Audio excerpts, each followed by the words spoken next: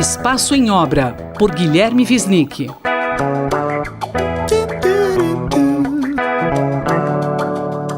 Professor Guilherme Wisnik, temos hoje um lançamento de um novo livro sobre arquitetura.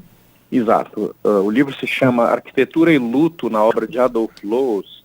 O autor é Denis Joelsons. Esse livro vai ser lançado justamente hoje, a partir das 19h30, lá no IAB, no Instituto de Arquitetos do Brasil, em São Paulo, e conta com um debate entre o autor e eu mesmo que escrevi a apresentação do livro.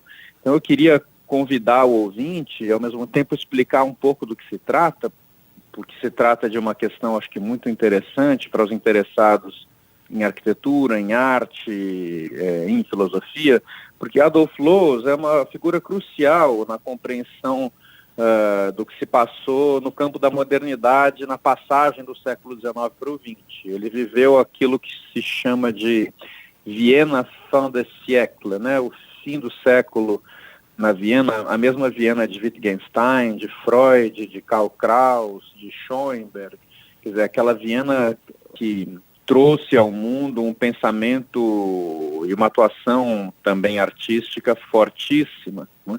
E Loos é esse arquiteto polêmico e ao mesmo tempo multifacetado e que escreveu textos fundamentais, como por exemplo Ornamento e Crime, né, que é um texto de 1908, que é uma catilinária contra a ornamentação, isso é, defende a ideia de que toda forma de ornamentação devia ser punida como um crime, portanto, em tempos modernos como aquele, no início do século XX, o ornamento seria visto como alguma coisa já imoral diante de uma produção industrial que se afirma.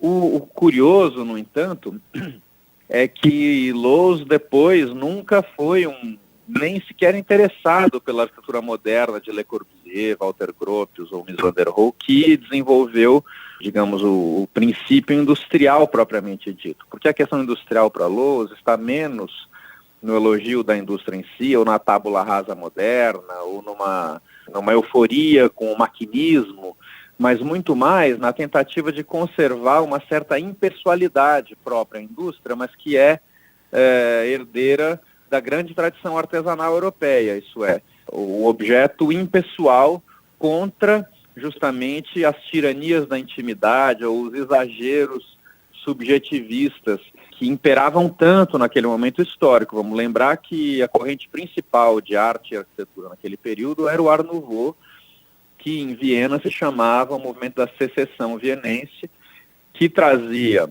uma produção, digamos, extremamente subjetivista, fusional, de um design total, de uma ideia de que todos os objetos da vida cotidiana deveriam ser carregados de autoria e de subjetividade, desde a maçaneta da porta até o prédio como um todo, e os detalhes de piso e o papel de parede, né?